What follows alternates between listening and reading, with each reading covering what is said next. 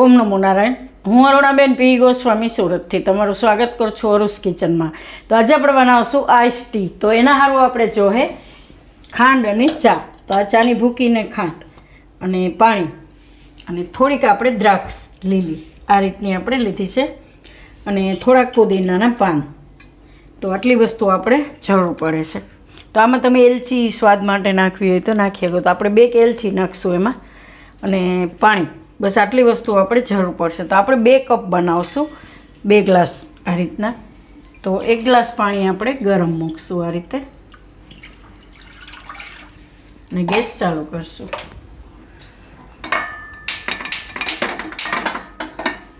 એ કોણ હતું?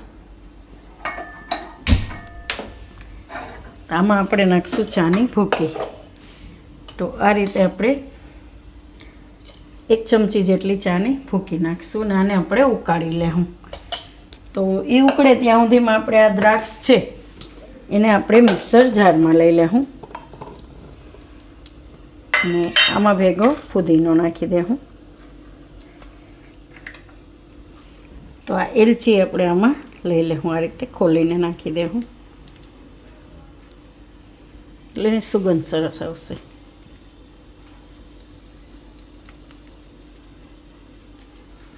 આમાં આપણે થોડીક ખાંડ નાખી દઉં. તો મીઠાશ પ્રમાણે તમે ખાંડ નાખી શકો એમ, જેવી મીઠી પીવી હોય એ પ્રમાણે. તો 2 ચમચી જેટલી ખાંડ. આમાં થોડુંક પાણી નાખીને આને પીસી લેવું આપણે. જરૂર પડે એ પ્રમાણે પાણી નાખવાનું.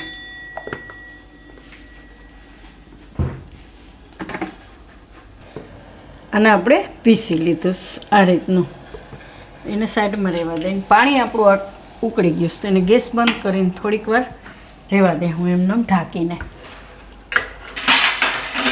એટલે ચાની એમાં સુગંધ એમને રહે એમ.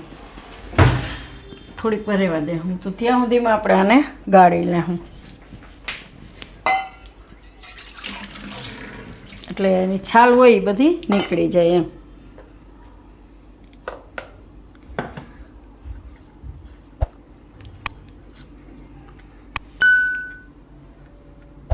બીજી ગળણી જો હે મોટી.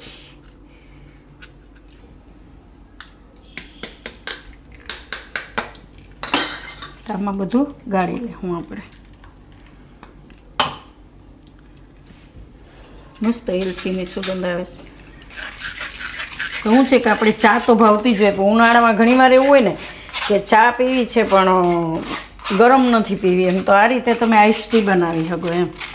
એકદમ મસ્ત ફ્લેવર લાગશે.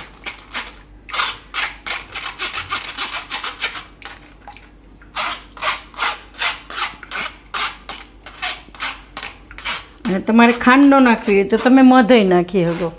આ રીતે ખાંડની જગ્યાએ મધ વાપરી શકો. તો બધું ગાળી લેવું. આ છાલ બધી નીકળી જાય.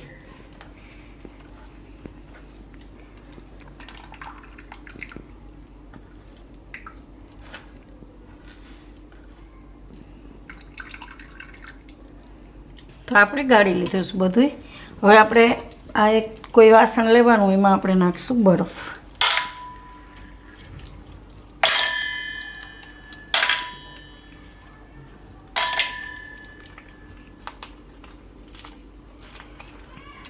આ રીતે. હવે એમાં આપણે આ ચા કાઢી લેવું.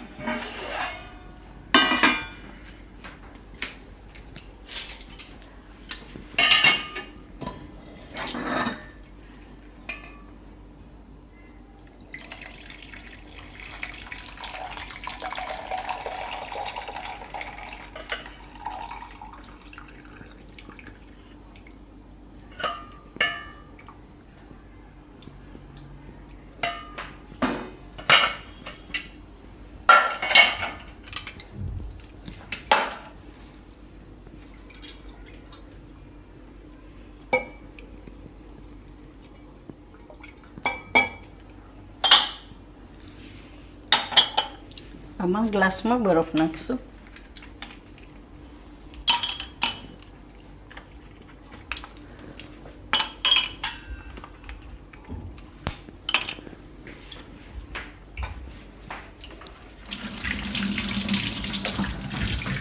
એમાં ચા નાખશું.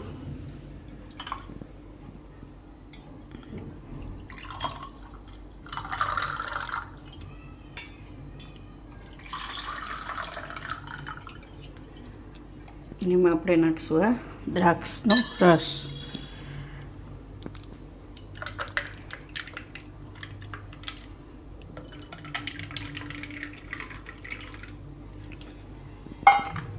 થોડોક બરફ હજી નાખી દે, હા, કેમ કે એકદમ ઠંડી ઠંડી પીવાની મજા આવે.